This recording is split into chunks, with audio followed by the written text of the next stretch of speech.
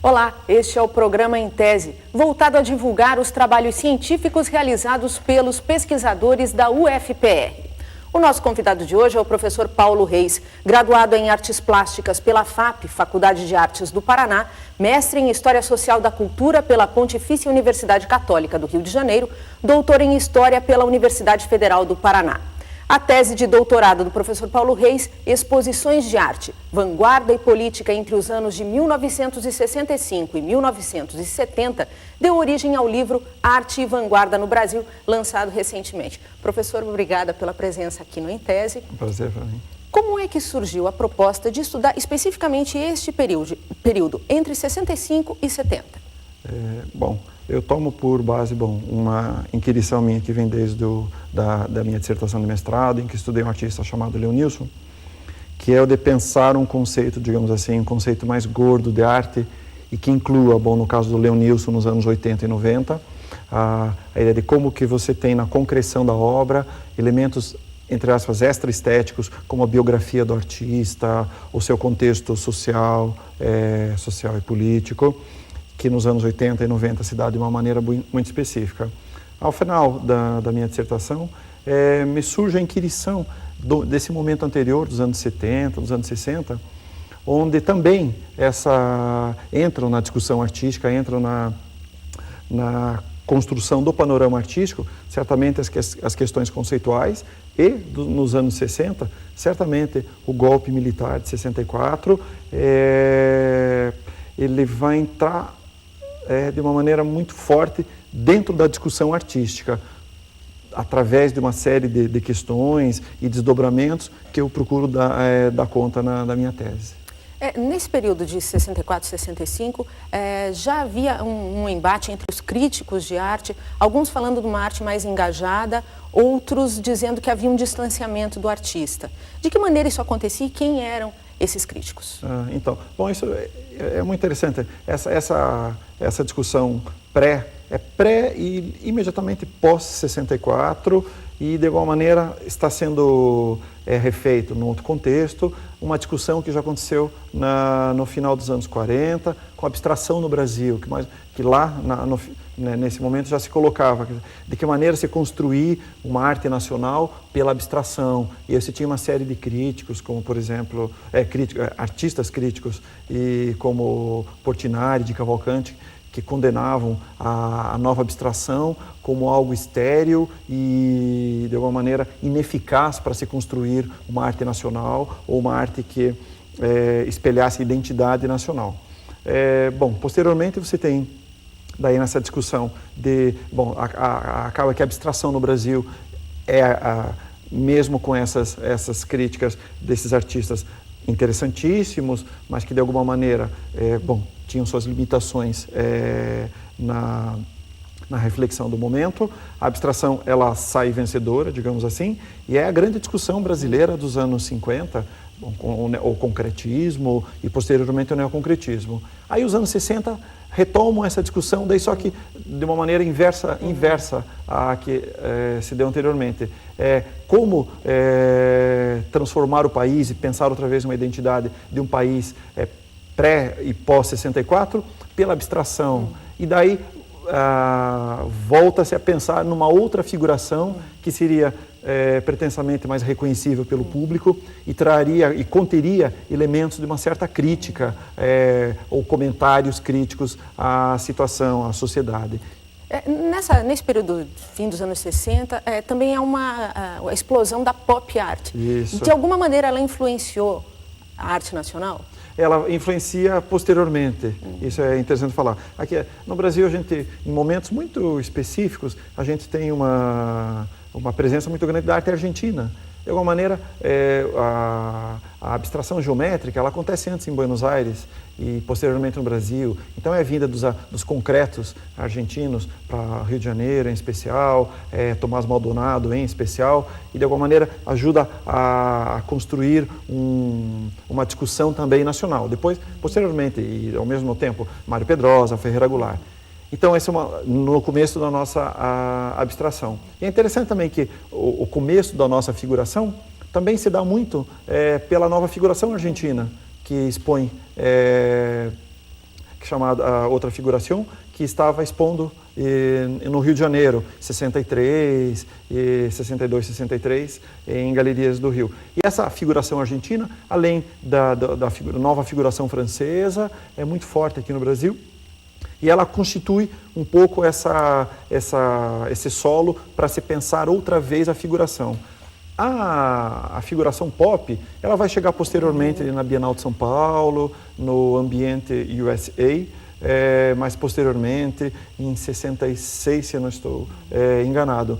Então acaba que a influência direta da arte pop, ela vai se dar depois, esse entendimento. Mas, a princípio, a nossa figuração ela é muito mais devedora dessas outras correntes figurativas, a argentina e as mitologias contemporâneas cotidianas francesa.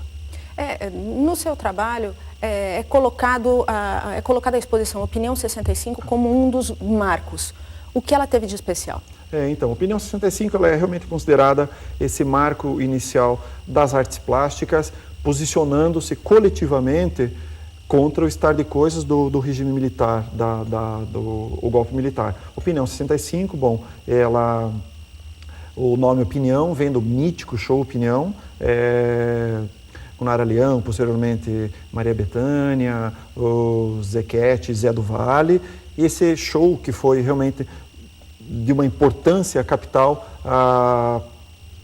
da classe artística, como uma crítica, um posicionamento contrário ao regime militar. Então, a Opinião 65, ela se dá muito diretamente ligada a esse posicionamento, só que nesse momento dos artistas plásticos, e nesse sentido que ela é muito importante para a gente. Certamente que os artistas plásticos, eles já estão se posicionando anteriormente. Você tem uma série de trabalhos do Pedro Escostegui, por exemplo, um trabalho interessantíssimo do Antônio Dias, que são exatamente de 1964, e eles já trazem no seio da sua obra, da sua poética, essa crítica, essa revolta, esse posicionamento. Sou contra esse estado de coisas. Então, certamente que isso já vinha acontecendo. Mas coletivamente, e a gente sabe que realmente as exposições, como eu discuto, são esse espaço de discussão pública. Se a gente pensa que as exposições nascem no século XVIII, século XVII, mas em especial do século XVIII, como um dos espaços públicos constituídos para discussão artística, para pensar público da arte. Então, nesse sentido, a Opinião realmente é esse marco em 65. A gente volta a falar dos desdobramentos do Opinião 65 daqui a pouquinho, depois do intervalo.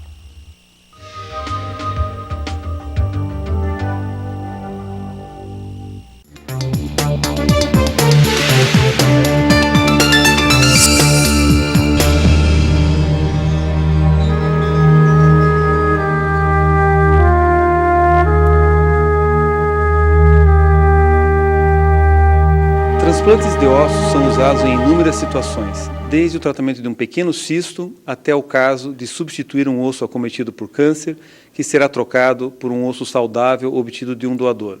Isso faz uma diferença enorme na qualidade de vida das pessoas. Quebrei a perna, fui lá, foi 3 vezes, né? 3 vezes tive que operar. Daí eu tive que fazer um implante na 3ª vez e daí ficou bom. Se você é parente de um doador, não precisa se preocupar com a aparência física dele.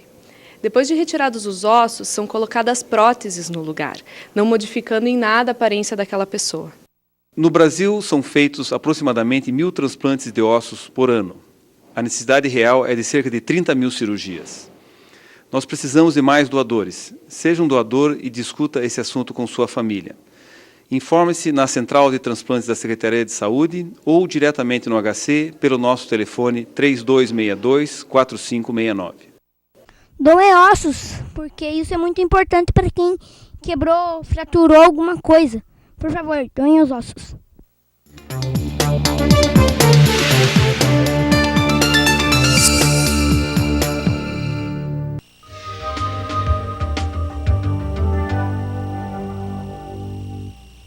O programa Em Tese está de volta falando de arte de vanguarda no Brasil com o professor Paulo Reis. Professor, então, quais foram os desdobramentos desse marco na arte brasileira que foi a Opinião 65? Bom, o primeiro desdobramento importantíssimo foi a exposição Proposta 65, que aconteceu em São Paulo, alguns meses depois, e propostas. Assim, se a Opinião 65 ainda se configura como a volta à figuração, se bem que a gente já tem Hélio Itzica e Valdemar Cordeiro, que já não estão exatamente pensando na volta à figuração.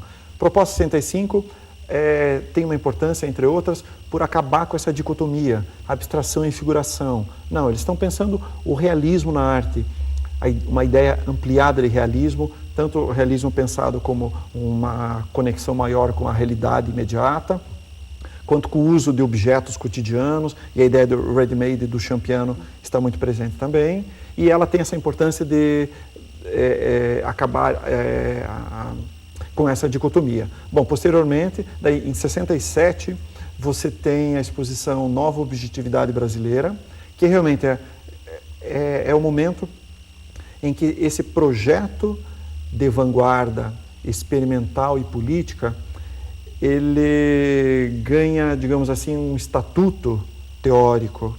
Isso é bem importante, assim, é um momento assim, como eu digo, um parênteses aqui, assim, grosso modo, e ainda muitas pessoas trabalham com isso, a ideia é, bom, ou a arte é política, isso é a discussão do começo dos anos 60, ou a arte é política, ou ela é de vanguarda experimental. Isto é, se ela é política, ela tem que ser reconhecível, figurativa, não tão experimental. E se ela é vanguarda, é entendida a vanguarda tautológica, que só se preocupa com seus próprios meandros da linguagem. E a ideia, bom, e a minha inquirição, a minha perseguição nesse estudo é o de pensar que nesse momento, e eu acho que na arte, eu acho que quase sempre, a arte, se ela se pretende política, ela só é política se ela é extremamente experimental. As coisas não são, as duas operações não são opostas, mas complementares. E nesse momento é exatamente assim. E Nova Objetividade Brasileira, bom, e você tem um texto lindíssimo, importantíssimo para o Brasil, que é Esquema Geral da Nova Objetividade, onde ele vai dar os passos da operacionalização disto aqui no Brasil. E é um texto inteligentíssimo, até em termos históricos, que ele procura antecedentes desse modelo artístico no Brasil, com Pedro Costegui, inclusive ele vai levantar Pedro Costegui, esse artista gaúcho, como o primeiro artista a posicionar-se contra o golpe de 64, numa obra. Ele vai falar da tomada de posição política, social e ética do artista.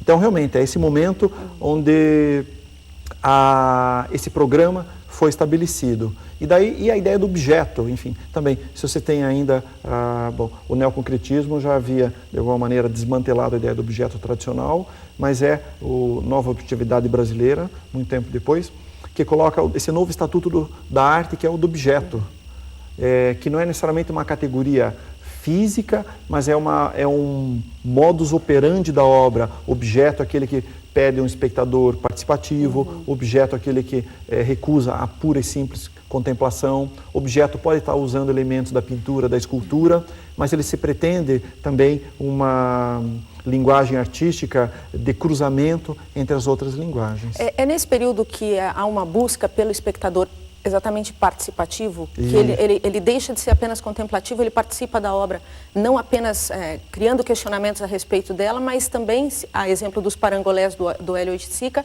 fisicamente participando da obra. Exatamente, acionando fisicamente a obra. Então, esse acionamento na participação, seja na dança, a participação corporal ou a participação intelectiva também, onde você não tem um acionamento físico, corporal, mas você tem, toda uma entrada de entendimento intelectivo sobre a obra. E é muito interessante, assim, rapidamente falando, essa exposição do Fluxos, que não à toa é uma exposição dos anos 60, é uma movimentação dos anos 60, um dos trabalhos que eu não vou lembrar o nome agora, e ele fala que pede assim, para esse espectador, escreva seu nome aqui, tem algumas ações que ele está pedindo, diz assim, escreva seu endereço aqui, ou senão você será um mero espectador. E eu acho que é exatamente esse clima aqui brasileiro do objeto, não ser um mero espectador. E se a gente está pensando em arte política, a reverberação disso é óbvia. Eu não quero um mero espectador para a arte, e eu certamente não quero um mero espectador da vida, da política. Eu quero alguém que acione também as mudanças na sociedade. Então as coisas estão muito juntas. Na exposição do Corpo à Terra, isso é levado ao extremo, né? É o grau mais alto dessa discussão nesse período dos anos 60, porque o senhor disse que depois isso se cala um pouco, né? Do Corpo à Terra, essa exposição onde você tem a experimentação artística atingindo o mais alto grau de densidade e, ao mesmo tempo, de confronto com as questões políticas e sociais. Você tem obras que são ícones eu ia dizer ícones da arte brasileira, mas, bem na verdade, se a gente pensa um contexto mundial dos anos 60 e início 70, são ícones da história da arte geral. E que é as trouxas do bairro,